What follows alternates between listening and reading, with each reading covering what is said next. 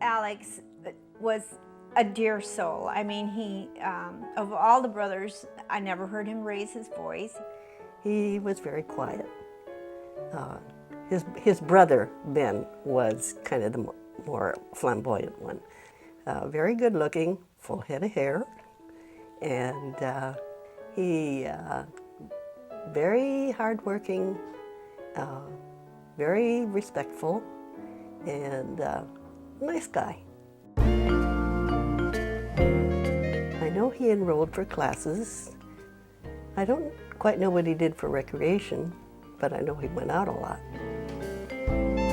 Before he was married, Uncle Alex was quite the ladies' man. He had a couple of girlfriends at the same time. Lolo had a Cadillac, and what they would do is they'd stick the Cadillac in neutral like at 1 in the morning, and they'd let it slide out of the driveway, and they'd go driving off, and they'd go to parties and things. Well, this was so he could go up to see his girlfriend. I think she was a nurse in the hospital. I remember when Alex was drafted, and he was in Korea for a while. In the Korean War, his platoon or his troop made him carry the big gun, and he never really appreciated carrying the big gun. And then he came back on emergency leave because their mother had died. And then I think he went on to San Francisco, and he was enrolled at University of San Francisco.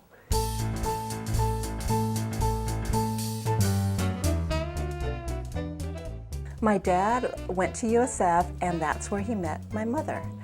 They were at a party, and my mother had met my dad, and then she heard about the Labradors, that they were a very influential family, and they lived in Hawaii, and I think she liked that. Plus, she was really attracted to my dad. And my dad fell in love. It was just love. And my dad said that what attracted him to my mom was that she wore this red and white polka dot dress. He didn't talk much about that, and we really didn't know what he was doing. It was kind of secret. From what I understood, he already had a prearranged wedding or marriage through my Lolo and Lola. My dad was dating someone else in Hawaii. But my dad was in love with my mom, and nothing was going to stop him. And I think the deal with his father was that his father would pay for his schooling, but if he got married, he would be on his own. And this is what I've heard, that my grandfather, Lolo, did not approve of my dad marrying my mom. I don't remember the engagement, but I do remember that my mother, in order to make peace, that's what she told me, that she moved to Hawaii when my dad moved back, and then somehow she won my Lolo's heart. And I know they had a big wedding, and at the reception, I was the little kid running around, sitting under the table, you know, watching all these people. It was a big wedding. Everybody worked at the office, you know. They were the only distributors for San Miguel beer and Gallo wine at that time for all of the islands. So and the only distributors. So it was good, you know, very successful. Angeli was born in San Francisco, and I think Andrew was too, but the rest of the kids were born in Hawaii. Alex's oldest is Angeli, and then Andro. My oldest was Benita, and then Charlie. I had girl, boy, then boys after that, and I think he had girl, boy, but then boy, boy, girl, or something. We kind of had a corner on Kapilani Hospital. It was almost the Labrador wing. And we lived in the big house. We lived in what we do call the big house, because it had 5 huge bedrooms upstairs. Well, it was very big, a lot of yard, a lot of room for the kids to play.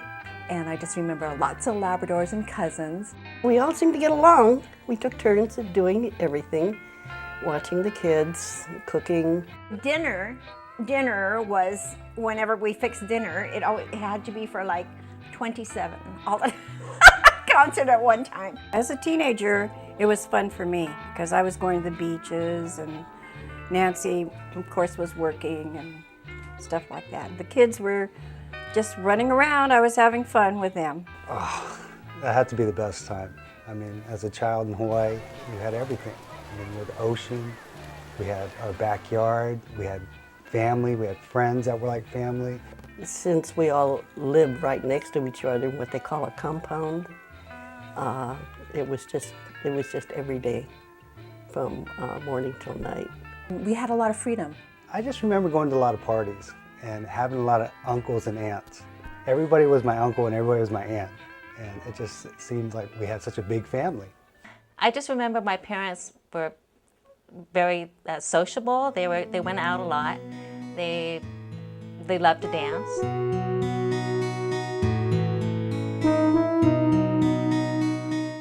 I just remember, we had a river in the back of our yard, so I just remember that we used to go down to the river, we'd hike in the mountains. It was just really different. There wasn't any restrictions. Kids were running around, and it was just a really good time. A good memory for the Labradors, and it's very special to me. And I think that it would be like the day after on a Sunday, my dad would take us to the beach, all us kids to the beach. My dad used to take us to the beach every Saturday and Sunday. He'd get all the neighborhood kids and we'd all jump into the station wagon and he'd take us out there. And when we'd go home, my mother would, I think it was my mother's time to herself, and I just figured it must have been because of the party, the partying.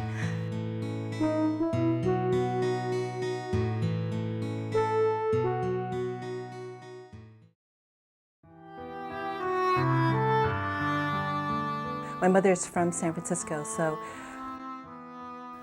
I think my dad wanted to please my mother, and so we moved here. You know, I was looking forward to it because my mother used to always talk about California, how beautiful it was, and how she could go pick strawberries and cherries and the beautiful fields.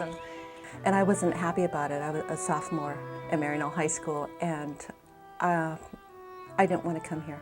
I remember being on a plane and asked my dad, what is San Francisco like? Are there buildings? Are there, because, you know, coming from Hawaii, you don't really see much, but.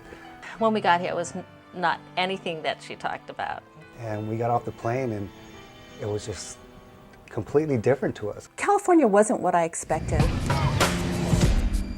I was expecting Southern California where there would be beaches and just sun. You know, we stayed a summer in San Francisco with my grandmother. And it was foggy every single day, so I cried. It was foggy the whole summer. I wasn't used to wearing shoes or turtlenecks or coats. So it was really different. It was really different. But we learned to adapt. It was a good thing. But it was nice to see our family, you know, because we didn't have any family, you know, when we left Hawaii. So it was nice to meet our cousins and, you know, relatives on my mother's side. And then also, you know, having Uncle Joe and Auntie Ginny here and you know, all the older cousins. And so Uncle Joe would take us down to San Mateo. He wanted us to live down there. So he showed us several homes, and then we drove into Foster City, and we were so excited. We thought that Foster City looked like Hawaii Kai. So we begged our parents to live down here. Foster City was different. It seemed like there were no other families like us. We were just like one of the original people that came over here. I remember just being a house full of family all the time, and it was always important that we ate dinner together. You know, we always were playing out in the front, and a lot of soccer, kickball, baseball, riding skateboards.